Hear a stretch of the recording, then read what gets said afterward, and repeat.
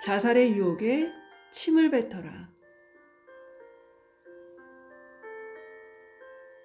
한 당나귀가 가난한 농부를 주인으로 섬기며 열심히 농사 일을 거들었다. 그러는 사이에 세월은 빨리 흘러 농부도 당나귀도 늙어 일을 하기 힘들게 되었다. 농부는 이제 농사를 그만 지어야겠다고 생각했다. 그러자 그동안 함께 농사를 지으며 살아온 늙은 당나귀가 걱정이었다. 내다 팔자니 쉽게 사갈 사람이 없을 것 같고 그저 준다 해도 선뜻 받아갈 사람이 없을 것 같았다. 그렇다고 그냥 내쫓으면 이리저리 떠돌다가 굶어 죽거나 운이 좋아 새 주인을 만난다 해도 늙어서 일을 못한다고 구박이나 받을 게 뻔한 일이었다. 농부는 어떻게 해야 할지 알 수 없어 고민에 고민을 거듭하게 되었다. 그러다가 하루는 농사도 짓지 못하는 늙고 병든 몸이 더 이상 살아서 뭐 하겠느냐. 아예 당나귀를 매장하고 나도 죽는 게 낫다 하는 생각이 들었다. 농부는 죽기로 결심하고 먼저 당나귀의 무덤을 팠다. 우물을 파듯 구덩이를 깊게 판 다음 당나귀를 줄에 매달아 구덩이 아래로 조심스럽게 내려보내고 울먹이면서 흙으로 구덩이를 메우기 시작했다. 구덩이 아래에 있던 당나귀는 갑자기 자신의 몸 위로 쏟아지는 흙더미를 받으며 이렇게 생각했다. 주인이 우물을 팠는데 물이 안 나오니까 다시 메우려고 흙을 퍼붓는 것이다. 나는 그 흙을 단단히 다지기 위해 구덩이 속으로 내려보내진 것이다. 당나귀는 그렇게 생각하고 열심히 구덩이 속으로 쏟아지는 흙을 발로 다지고 또 다졌다. 농부는 당나귀가 그런 생각을 하는 줄도 모르고 자꾸 울먹이며 구덩이에 흙을 퍼부었다. 다음 날 농부는 찬란한 아침 햇살을 받으며 지상으로 올라와 이빨을 드러내고 크게 웃는 당나귀를 보면서 깜짝 놀라지 않을 수 없었다. 흙더미에 파묻혀 죽을 줄 알았던 당나귀가 멀쩡하게 살아있었던 것이다. 농부는 오랫동안 곰곰 생각해 보았다. 아직 죽을 때가 아니라고, 열심히 살아가야 할 때라고. 당나귀가 그런 내게 힘과 희망을 주었다고. 농부는 죽는 날까지 농사를 짓기로 결심하고 기쁜 마음으로 다시 밭에 나가 일하기 시작했다. 아일랜드 동화 한 편을 먼저 읽어보았습니다. 저는 이 동화를 읽고 어떠한 상황에서든 이 동화 속의 당나귀처럼 절망해서는 안 된다는 생각이 들었습니다. 만일 당나귀가 구덩이 속으로 쏟아지는 흙을 자신을 파묻기 위한 흙으로 생각했다면 지상으로 올라오지 못했을 것입니다. 비록 구덩이에 당나귀를 파묻으려고 퍼부은 흙이었지만 당나귀는 그 흙을 다르게 생각함으로써 스스로 구덩이 밖으로 나올 수 있었는데요. 절망과 죽음의 흙을 희망과 생명의 흙으로 바꾸어 생각함으로써 결국 새로운 삶을 살게 된 것입니다. 만일 당나귀가 그렇게 생각하지 않았다면 결과는 어떻게 되었을까요? 물론 당나귀도 죽었겠지만 농부도 죽고 말았을 것입니다. 그것도 자살을 통해서 말이죠. 세계에서 자살률이 가장 높은 나라는 바로 우리나라라고 해요. 우리 사회는 이미 자살 사회입니다. 어린 학생에서부터 연예인, 대학 총장, 시장, 도지사, 그리고 대통령에 이르기까지 모두가 자살하는 사회인데요. 우리 사회에서 자살은 이미 치유하기 힘든 질병이라고 해요. 사회적으로 이슈가 되는 부정적인 사건이 터졌다 하면 곧이어 관계자가 자살했다는 뉴스가 전해집니다. 사건 발생과 자살이 걸핏하면 하나의 연결고리를 이루는데요. 이런 뉴스를 접할 때마다 가슴이 꽉 막힌 듯 먹먹해지더라고요. 남의 일 같지 않고 마치 오늘도 내가 자살했구나 하는 생각이 듭니다. 그것은 그들의 자살을 통해 내 생명의 무게나 가치조차 가볍고 무가치하게 여겨지기 때문인데요. 결코 그럴 리 없겠지만 어떤 고통스러운 상황에 처해지면 나도 그들처럼 자살해야 하나 하는 생각이 먼저 들더라고요. 특히 사회 지도층 인사들이 자신의 삶의 고통을 언론에 이야기할 때 심사숙고해야 합니다. 한때는 자살할 생각을 많이 했다. 독극물을 주사할까? 목을 맬까? 약을 먹을까? 그렇게 구체적으로 계획한 적도 있었다. 라고 할 때에는 그 말을 듣는 일반 대중을 먼저 생각해야 할 것입니다.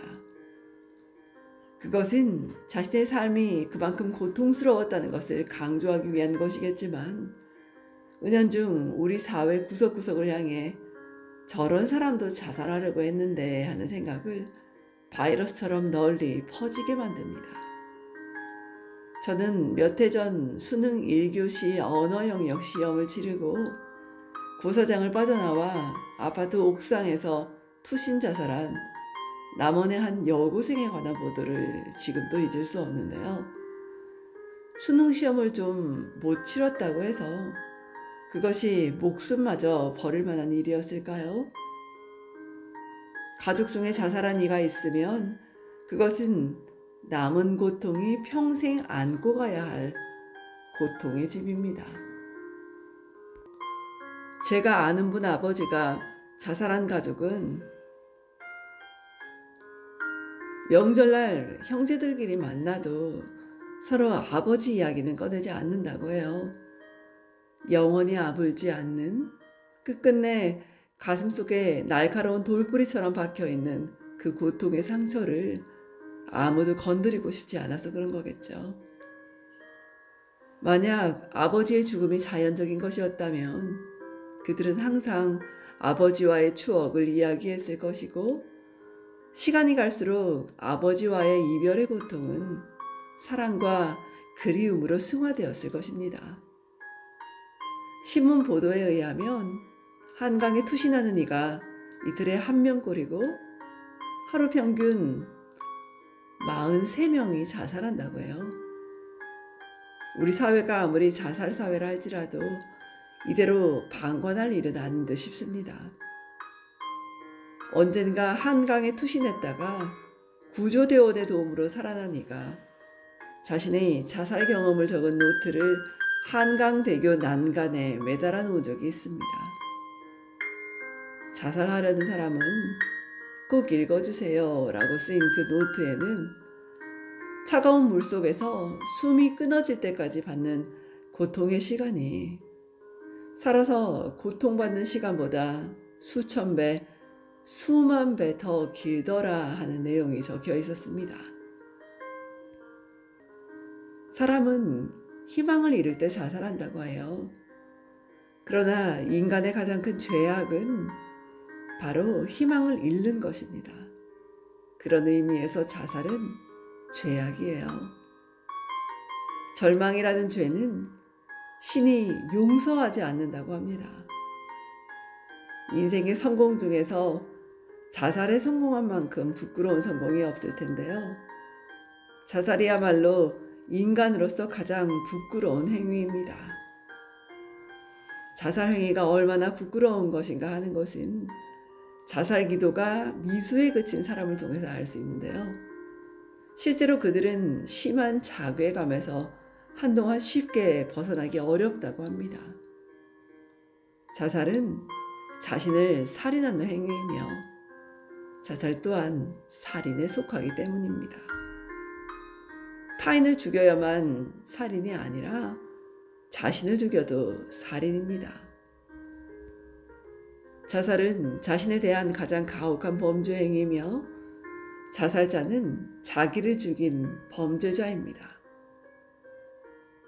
누구나 살아가면서 정말 죽고 싶을 정도로 어려움을 겪는데요. 어려움을 겪지 않고 인생을 마치는 이는 없다고 합니다. 그런데 어려울 때마다 자살을 생각하고 또 실제로 자살한다면 우리의 인생은 어떻게 될까요? 오늘도 저는 지하철 사당역에서 한 할머니가 떡바구니를 앞에 놓고 수많은 인파가 오가는 데 앉아 꾸벅꾸벅 졸고 있는 모습을 봅니다. 이 얼마나 생존을 위해 몸부림치는 장엄한 광경인가요? 지하철을 오가며 하모니카를 불거나 육성으로 노래를 부르며 구걸하는 장애인들을, 그 시각장애인들을 보십시오. 이 또한 얼마나 숭고한 생존의 풍경인가요? 자살할 이유보다 살아갈 이유가 더 많은 게 인생입니다. 죽기에 좋은 날이 있으면 살기에도 좋은 날이 있는 게 인생입니다. 아무리 자살하고 싶어도 살아갈 이유를 찾아야 합니다. 단 한 사람을 위해서라도 인생은 살아갈 가치가 있거든요. 법정 스님께서 2003년 12월 길상사 정기법회에서 들려주신 말씀 중에 이런 이야기가 있습니다. 큰 수술을 8번이나 받은 여인이 있었다. 자궁암을 비롯해 위암, 대장암 등 암이 전이될 때마다 위험한 큰 수술을 되풀이해서 받았지만 비교적 건강해서 의사들조차 놀라워했다. 그것은 그녀에게 항상 누워서 지내는 정신지체 아들이 있기 때문이다. 20살이 되어도 지능은 서너 살밖에 안 돼서 대소변까지 받아내야 하지만 그녀에겐 참으로 소중한 아들이었다. 그런 아들 때문에 남편과 이혼까지 하게 되었으나 그녀는 아들을 어떻게 키울 것인가 하는 데에만 온 정신을 쏟았다.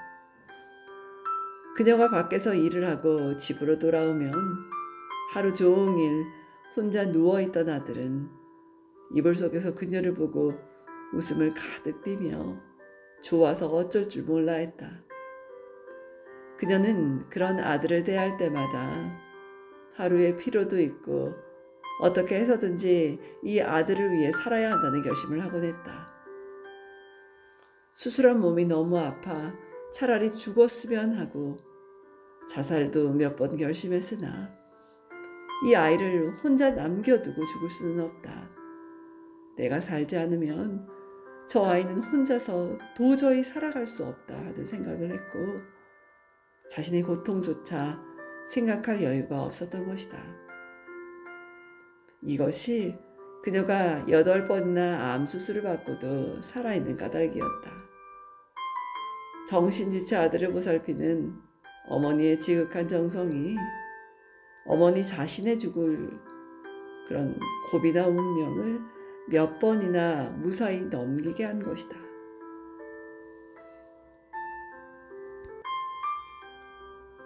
우리 인생은 이렇게 단 한 사람을 위해서라도 살아갈 가치가 있습니다. 그것은 자식인 경우에는 더 말할 가치가 없겠죠.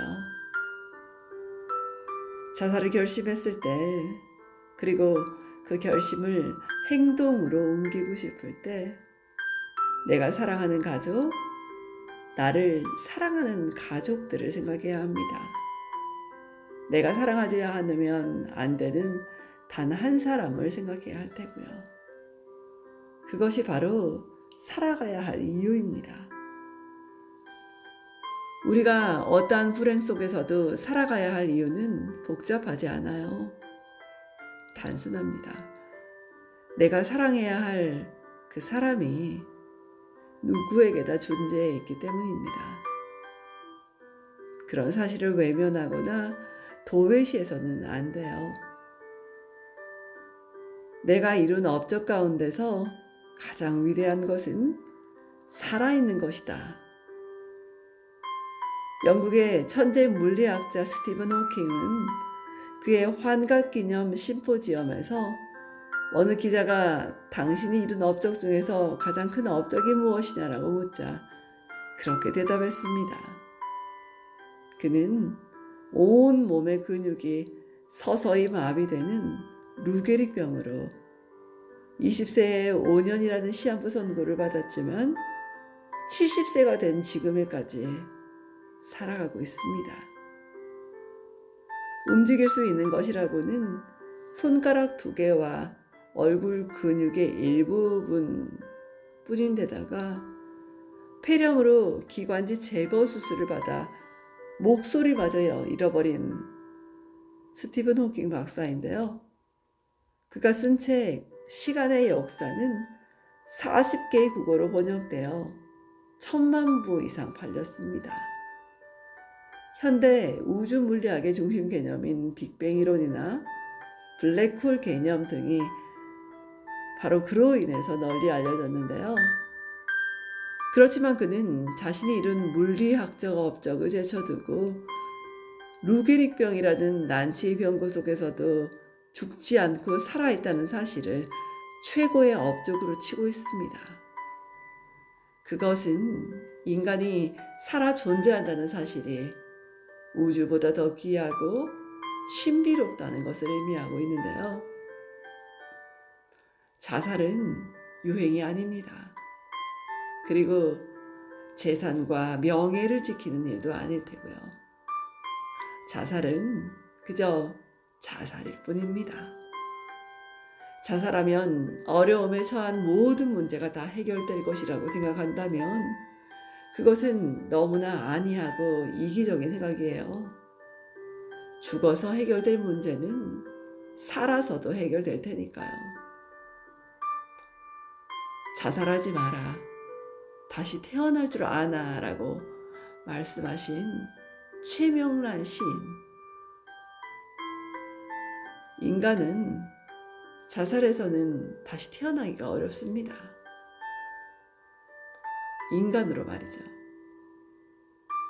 유혹 없는 삶은 없을 텐데요.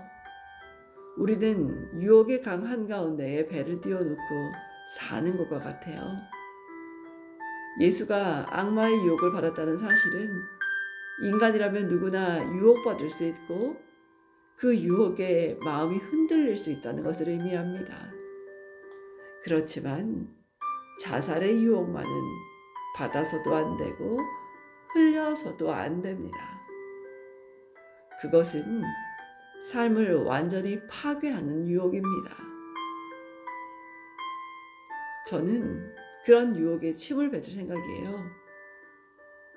만약 오늘 당신이 자살의 유혹에 빠진다면 자살의 유혹에 침을 뱉으십시오.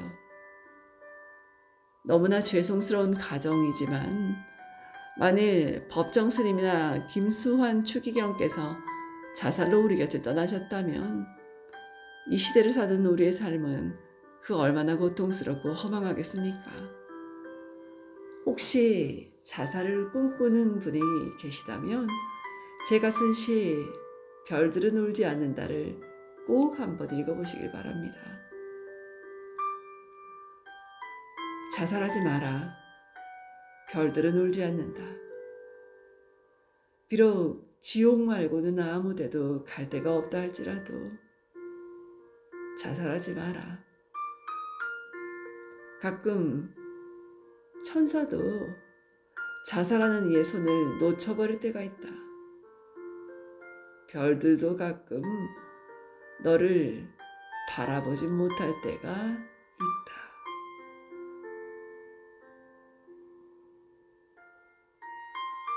이상 내 인생의 용기가 되어주단 말이 책을 낭독해 보았습니다. 좋은 날 되십시오, 여러분. 자살은 안 돼요. 고맙습니다.